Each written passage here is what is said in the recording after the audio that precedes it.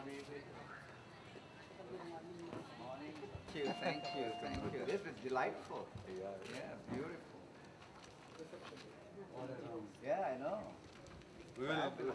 I believe we have a round of the campuses. Yeah, in the afternoon, I think. Huh? Hello. We have a traditional.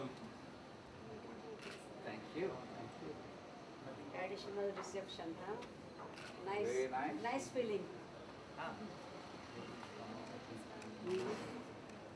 Happy to be here. Hi, how are you? This is Rose. Shanti and Arvind. My name is Rose. So it is not. Let him take second.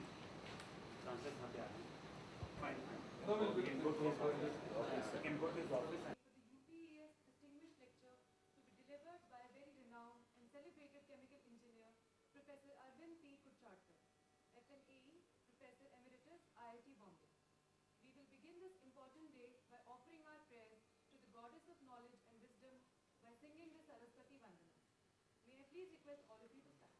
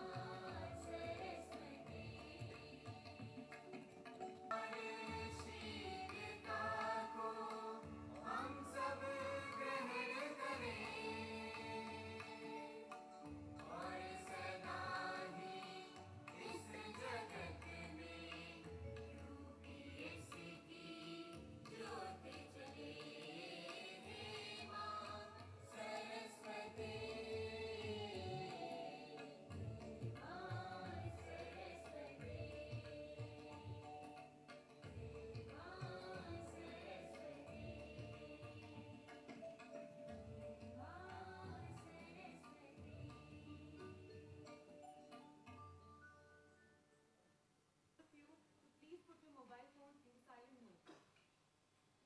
May I now request Professor S.J. Chopra, our Chancellor, to present a bouquet to our distinguished speaker.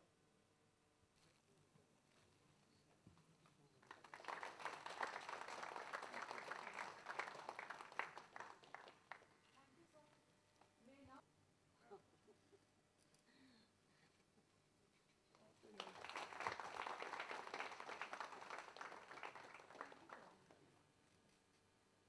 and my colleagues to this distinguished lecture to be delivered by Professor Arvind P. Kudchadker. I also welcome Professor and Mrs. Kudchadker, who have very kindly accepted our invitation. We are truly honored by your presence. I now take the privilege to invite our campus director, Professor Srihari, to formally introduce the distinguished speaker. Dear friends, while it's a proud privilege to be introducing a distinguished speaker, I always find myself at my wit's end because no introduction can describe the person, can describe the life of a person, the impact he has had on so many individuals, directly and indirectly. Nevertheless, I'll make an attempt at essentially reading out his CV and hope that we are able to make that judgment. Professor Arvind Kudchadker is Professor Emeritus IIT Bombay. He was Advisor Education, Reliance Industries Limited, Director General PDPU, set up Dhirubhai Ambani Institute of Information and Communication Technology in Gandhinagar, was also its founder director, Governing Council member VJTI, GSFC Visiting Chair Professor DDU Nadia, GSFC Foundation Board member, Academic Body Goa University, Chief Mentor, Center for Academic Excellence and Leadership in PDPO Gandhinagar. He has also worked with Group 2 L&T Powai as advisor Indian Merchant Chambers in the areas of quality, technology, time management, full-time director, Panandikar R&D Private Limited, Goa. His tenure at IIT Bombay is the most talked about because that is where maximum impact has come. Responsible for institute-wide administrative reforms, computerization, administrative reforms, training programs for staff, alumni association, etc., etc. Establishing CAD center. Many of us have visited the center today and seen what the kind of work that happens there. He was also responsible for planning and implementation of the 5-year cooperative integrated MTech program at IIT Bombay in 1985 for the first time. He brought industry as an active, committed partner in the process of education. Professor Kudchadker has been an alumni of Bombay University, Birmingham University, University of Texas at Austin, and Texas A&M University, USA. He's also worked with American Petroleum Institute, carrying out research in the area of thermodynamic data and analysis. He returned to India in 1968 and joined IIT Kanpur as assistant professor, later on occupied the professor, head, chairman, placement, dean, student affairs. He's been a visiting professor to Texas A&M University in chemical engineering department. He's published over 50 international papers, several chapters in books, presented number of invited talks. Recently, he has co-authored a document on research and innovative ecosystem for PAN IIT 2010 and just authored a book on creating a new technological institute, which is similar to the title of today's talk. This book is published as an e-book and is available from Amazon, Flipkart, etc. He's been a member of various government and industry committees, including Science Advisory Committee of the Ministry of Petroleum and Natural Gas, DST. He's received numerous awards. I'll mention a few. NRDC Award in 1983, KG Nayak Gold Medal in 1994, Marathi Vignan Parishad Recognition in Science and Technology in 1996, Distinguished Alumnus ICT, I believe the then UDCT, Mumbai, Fellow of the Indian National Academy of Engineering, currently he is board member of IIT Kanpur Foundation. He has been a creator of institutions. While it's impossible for me to make a complete, and I'm sure this is not to touch many more lives. So without much ado, let me invite Professor Kudchadker. Sir, we need you to touch our lives too. Professor Kudchadker. The 20-year-olds and another group which is slightly older than that, still very young. Let me thank you again, Dr. Chopra, for giving me this magnificent opportunity to interact with the students and the faculty second time around. And I see a lot of fellow chemical engineers, petroleum engineers, other engineers, and that provides a tremendous energy to this young man here. Keep on doing that, and I've been doing this for the last 60 years, interacting with the 18 and 25-year-olds. That is what provides the kind of energy.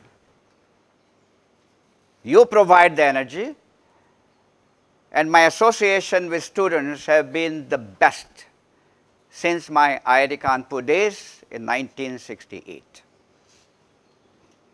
So let me begin by saying that India is expected to be one of the leading technological and economic nations of the world. The leading, and you see that happening because almost the entire world is looking at India. Why? Very simple. It is big business. Approximately 700 million Indians are middle class and ready to spend the money today. Double incomes, husband and wife both working. Therefore, you can see the other day, e-shopping, Flipkart, Amazon, sold out. Tremendous bargains, sold out. Never in the history of India has seen such magnificent trades over internet. This, therefore, Mike Zuckerberg is here. Amazon.com man is here. I bet you if Steve Jobs was alive, he would be here too. Bill Gates is here, Melinda Gates is here on a different platform now. Therefore, you see the power of this magnificent population, which I define as young India. Out of this 700 million, and then you have rural India, 60% of India. And today, rural India is hungry for rapid development. So that is another huge market that's available globally. We're in a global world. Vasudhaiva Kutumbakam. Right? We said it first. And therefore, you have this 500 million Indians below the age group of 25. This is young India. This has the tremendous potential. So, this young India has to unleash their energies for infinite possibilities. You have no limits. You don't define any limits. We define limits. You don't define any limits because sky, beyond the sky is the limit today. Sky is not the limit. Beyond the sky is the limit. And therefore, this kind of young Indians do not exist in any other country except China. But no other democratic country, I don't want to compare with China, no other democratic country has this magnificent potential. And you are the ones who are going to propel India into a technological, economic nation. Now, if we have to derive everything that you got from you, we have to provide you opportunities and challenges. I'm afraid we are not able to provide you that. We need a very large number of high quality institutions, technological institutions. I'm afraid they don't exist. Very limited. And in a decade or so, India has to worry about 40 to 50 lakh of you knocking at the door of high quality education. I'm afraid we are not moving into the high quality education. Some of us are trying. Maybe UP, yes. But there is a dearth of high quality institutions, and what happens? What happens? 150,000 Indian youngsters every year go to United States.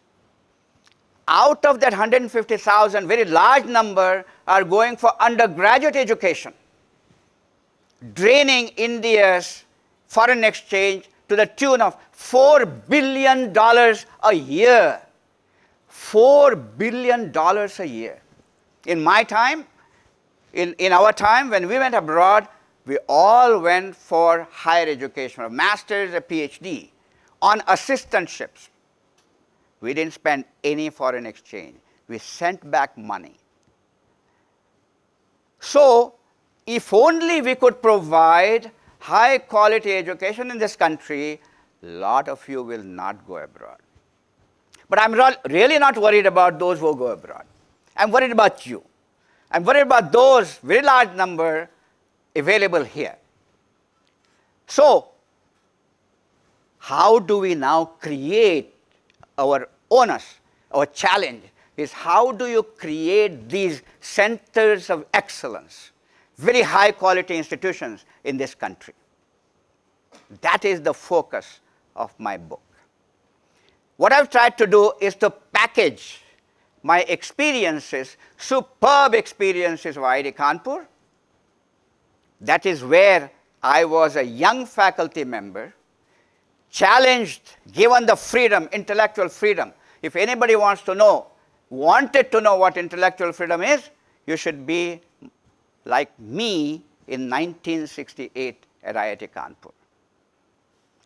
If you want to know what a superb curriculum is, you should have been there in 1968 at IIT Kanpur. IIT Kanpur was the first one to create a new paradigm shift in engineering education. New paradigm shift at that time, 1963. And Professor Santosh Gupta happens to be one of the beneficiaries of that introduction of a superb curriculum. And how did it come? As you probably know, IIT Kanpur, I started at 5 minutes earlier, Vijay, with 9 top American universities. Top American universities. And coordinated by MIT, the Massachusetts Institute of Technology, then the leading institution in the United States. And they had formulated a new program in engineering. And there was IIT Kanpur, Bakra if you will, to test out that model, the new model. What was special about that model? Special about that model is engineering, the sciences as a base, all sciences, chemistry, physics, math as a base, technical arts, graphic arts, on top of it is engineering sciences. So first 2 years, 2.5 years was general engineering, with a very strong dose of humanities, arts, social science. That made the difference between an IIT graduate and a non-IIT graduate. For the first time, 5 courses of humanities, arts, social sciences were introduced. 5 courses in mathematics, it was a 5-year program. 5 courses in chemistry, 5 courses in physics. My goodness, what a tremendous foundation that was created, on which then you put engineering. 5 years. We produced some of the finest graduates who could think critically, critical thinking that we talked about the other day, and who were extremely good in concepts. Now you can take them here. Now what happened unfortunately is the opportunities in this country were not really created for them. But what I'll do now is I'll go back to my presentation with, you've seen before. But I thought, every talk I give, every discussion I have, I would like to start with that. And again, may I request you to let us say, this is like our pledge to Mother Earth. Okay? So shall we begin? Okay. O pure earth, may that we utilize your soil well for creative production without causing you injury or harm and disturbing any vital element in you. Prithvi Sutta. True yesterday, true today, true tomorrow, and true day after tomorrow, and what have you.